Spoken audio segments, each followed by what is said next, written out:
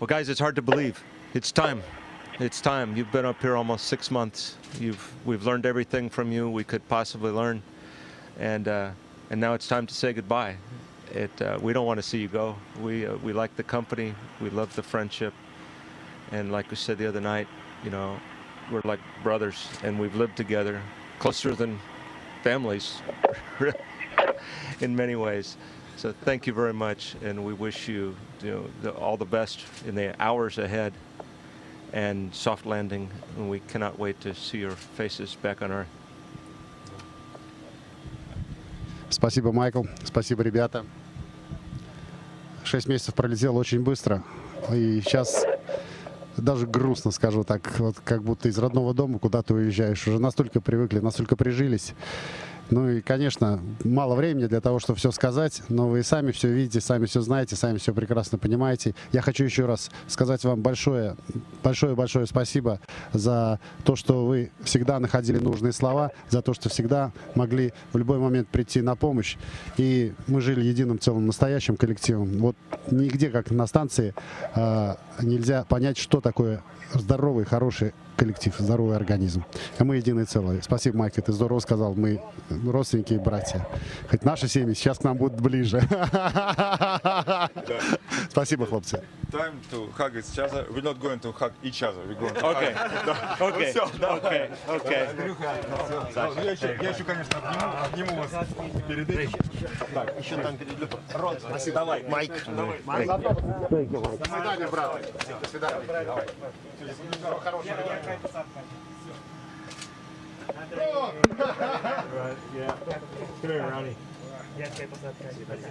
Okay. See ya. Yeah. See you soon, man. See you in a couple months. Пока!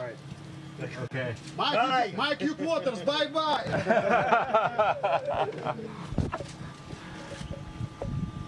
Okay. Head to the hatches. Андрей. Порционное давление кислорода. CPO2 is 144 at this time. Долго будет дуть. Okay, it's gonna take a while.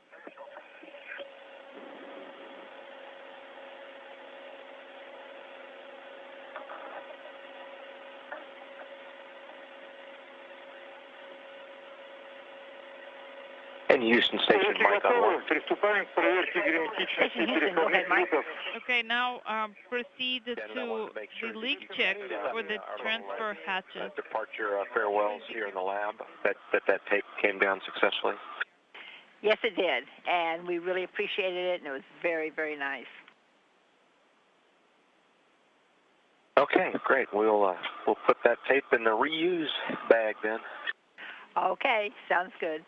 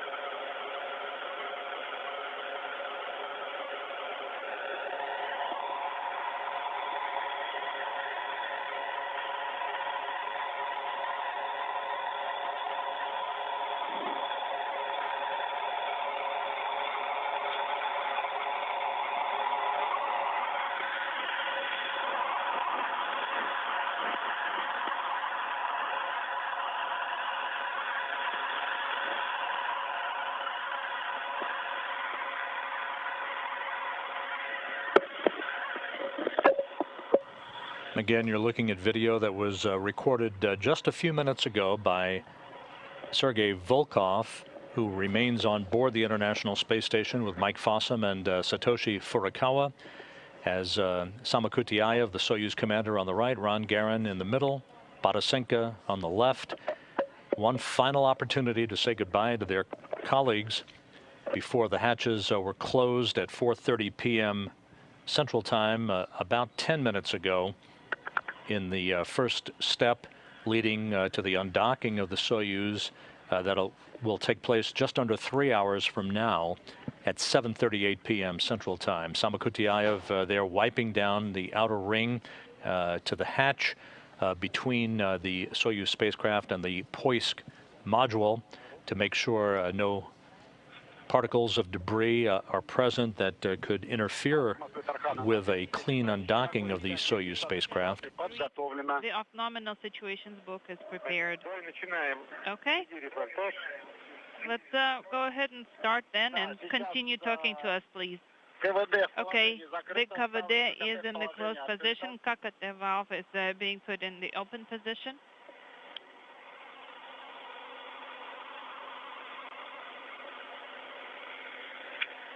Install the KKD to the open position. The KVD is closed. Moving, translating to the SA.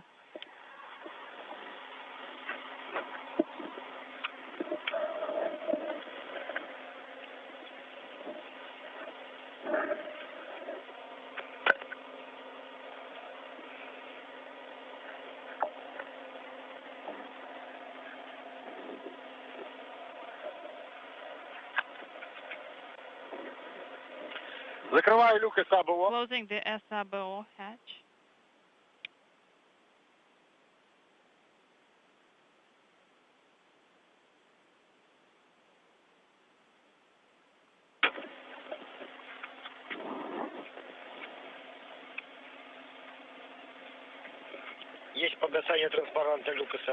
The SABO hatch open indicator is off.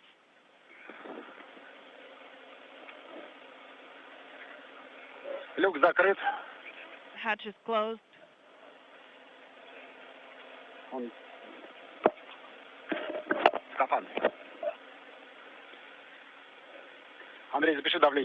Andrei, please write down the bow pressure. 846 millimeters. MCC Moscow, the SABO hatch is closed. The LED is not on. And we wrote down the pressure. And with a final wave, the hatch was closed again at 4:30 p.m. Central Time. The KVD bow S2 indicator S4 is not eliminated.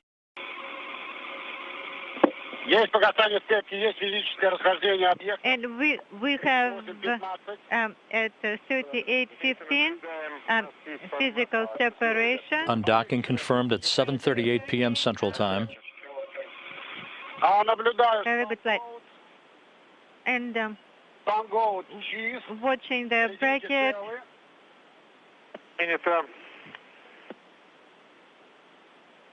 Undocking occurring over northern China at 7:38 p.m. Central Time.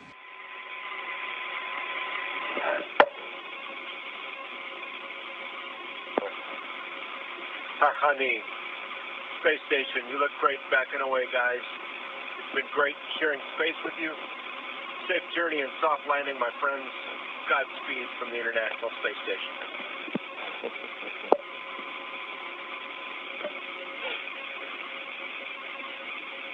Stay on the ground, Mike. Есть выбор ДПО Б? Depot B selection. Есть. Common GSO.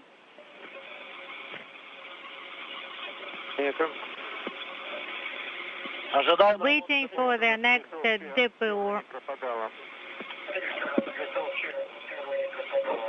GSO 1 never disappeared. Very good, very clear. Final farewell words from Space Station Commander Mike Fossum, wishing the crew on board the Soyuz TMA-21 a soft landing and Godspeed. To the ground. Yes, that's the ground. The Earth. 1 minute away from a separation burn that will be initiated by Soyuz Commander Alexander Samokutyaev to increase the opening rate from the International Space Station.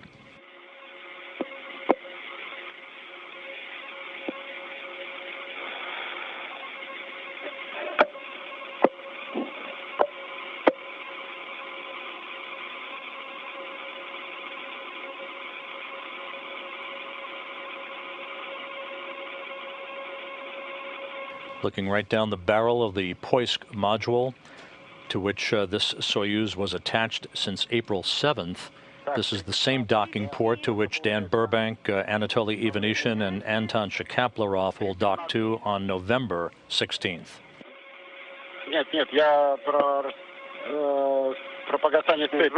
Since the indicator turned off, internal conversation. Я говорю, что I'm saying that it's not at 4:40. We were waiting for the physical separation. It was less. We have DPO activation. We are watching DPO activation. And the time, we can feel separation burn now in effect, a 15-second burn of the Soyuz engines. This increases the opening rate to the point at which the deorbit burn will be conducted at 10:05 p.m. Central Time tonight, as the Soyuz will move to a distance of 12 kilometers away from the International Space Station. With the undocking of this vehicle, Expedition 29 has now officially begun under the command of Mike Fossum, along with Sergei Volkov and Satoshi Furukawa. По вашей команде выдадим ОДР.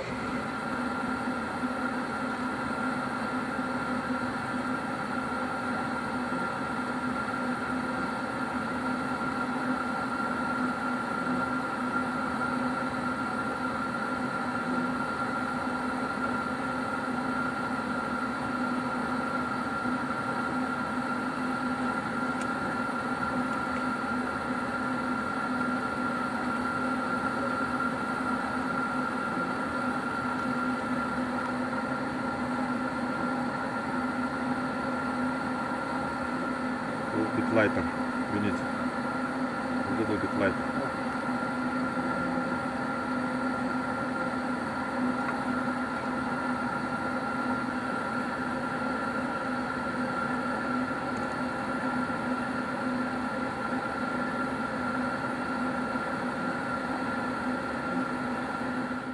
And you can see in this view, as it darts back and forth amongst the clouds over the Pacific Ocean, you can see the Soyuz TMA-21 spacecraft as it continues an opening rate from the International Space Station, eventually to be at a position some 12 kilometers away from the station for the deorbit burn that is scheduled 2 hours 4 minutes from now. or should I do it later? And we now have video from the landing site on a bright sunny day with temperatures in the mid-60s as the crew is now in the process of being extracted. Again, the Soyuz landed on its side.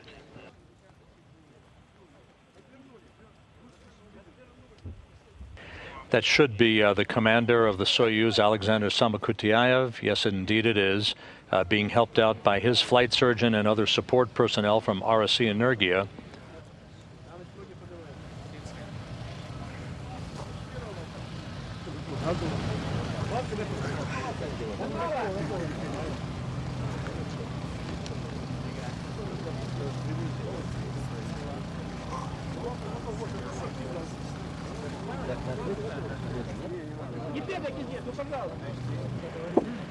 Josh, it appeared to be almost a bullseye landing for the Soyuz. That we were told that the first helicopters landed almost not quite 2 minutes after the Soyuz itself touched down. So that would tend to enhance the swift extraction from the crew as we await further reports from you on that. Yeah, you're exactly right. I mean, you know, you've done this quite a number of times, and a lot of people don't realize what these helicopters do is they sort of arrive at the targeted area and hover for a bit until they get a confirmation of exactly where the Soyuz has landed. But we actually did not hover at all today. We came straight into the landing site. About 4 of the helicopters had already landed in front of us. The medical tent was already being put up as we got here. Which was sort of an indication of how on target today's landing actually was. But they have gone ahead and gotten the parachute torn down, and it looks like they're pulling out yet another crew member as we watch. And that would be Ron Garan flashing a big smile as he's extracted. And we mentioned before, Josh, that sometimes landing on its side would tend to slow down the extraction of the crew a bit, as opposed to back in May when Dmitry Kondratiev, Katie Coleman, and Paolo Nespoli landed upright and were extracted in the preferred manner. We can see Dr. Steve Gilmore there, one of the flight surgeons, but Ron Garan looks to be in good shape.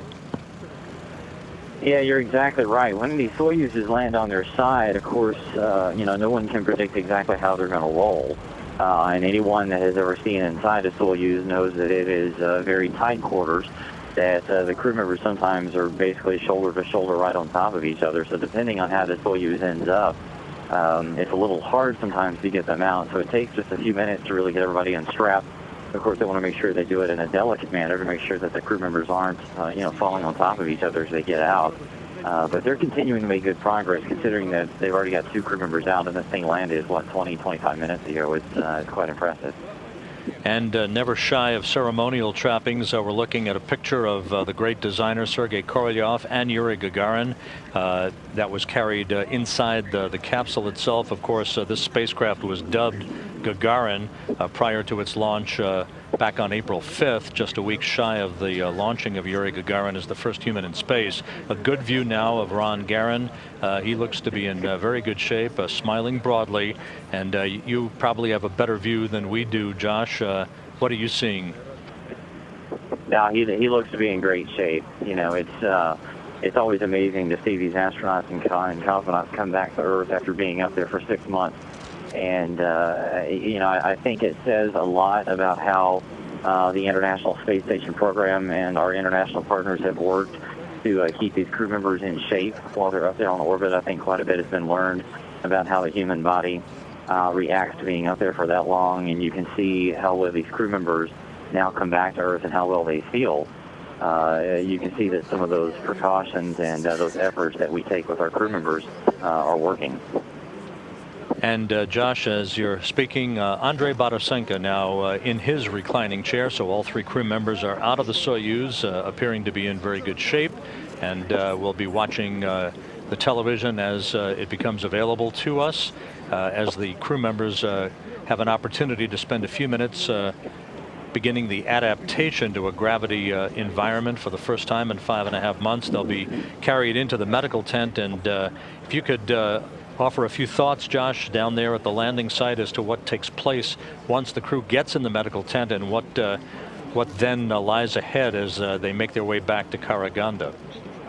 Yeah, I mean, I'm actually glad you mentioned it, because, you know, typically this medical tent is set up about 100 yards away. Today, this medical tent is no more than probably 30 yards away from where the Soyuz landed, so it's not going to be a very long trip, as these crew members probably within the next few minutes will be lifted up in their chairs and moved over to the medical tent.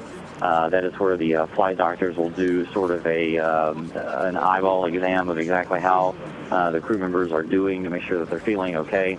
And then they will go through the process of taking off their launch and entry suits, which takes a few minutes. They'll put on some more comfortable clothes, and then they will each go to their individual helicopters. They're sitting just a few yards away. And all of us will fly back to the city of Karaganda about 2 hours, which is where the welcome ceremony will take place. So all these procedures here on the ground are continuing as all this ground personnel get these crew members set up and welcome them back to Earth.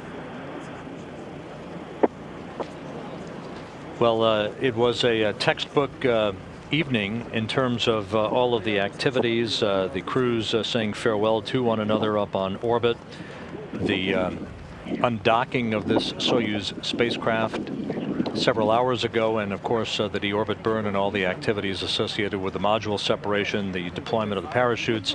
We actually were devoid of audible communications between the crew and mission control in Korolyov outside of Moscow. However, we were fortunate enough to be receiving reports from the visiting vehicle officer here in Mission Control, Josh, who was in touch with the Russian ballistics personnel, and ultimately heard that everything was going by the book, and that two-way communications had been established with the crew during the final minutes of their descent back to Earth.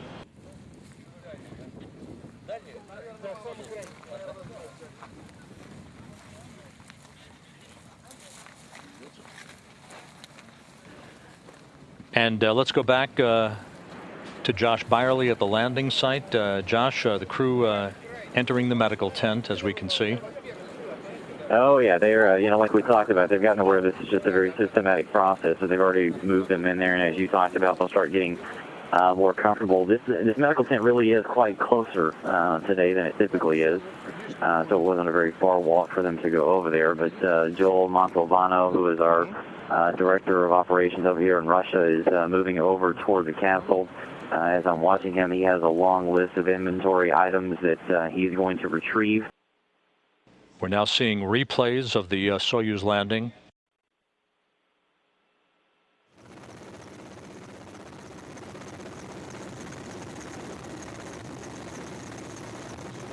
Again, these views captured by television cameras aboard the closest search and recovery helicopters in the vicinity of the landing site. You can see how close the Soyuz landed to a bullseye target. Basically, the first all-terrain vehicles already at the spacecraft within seconds after touchdown.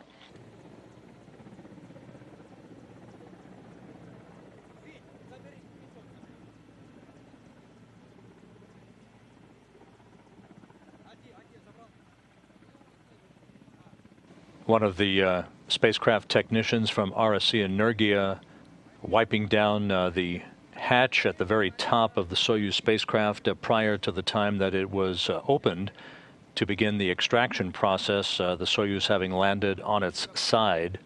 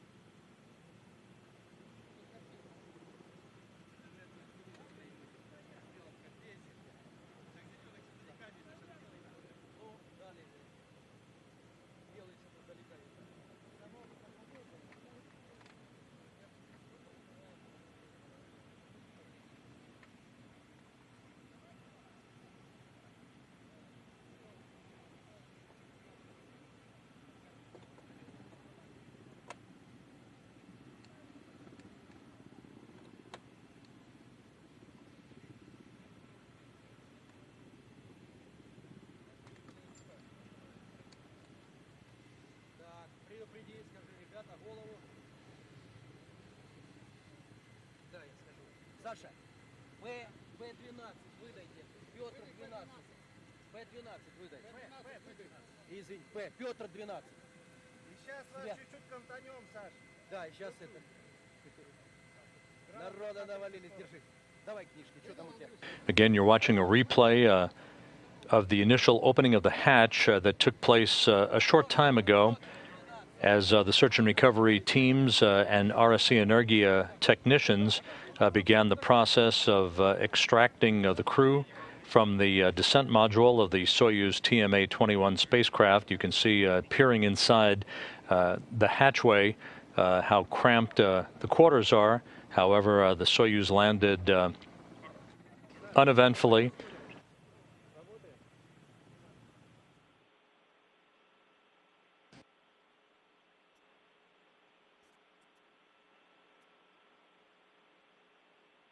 An excellent view in this replay of the soft landing engines firing just a split second before touchdown to help buffer the initial impact of the landing under the main chute of the Soyuz, and one of the Russian Mi-8 helicopters landing within seconds thereafter to begin the process of the recovery of the crew.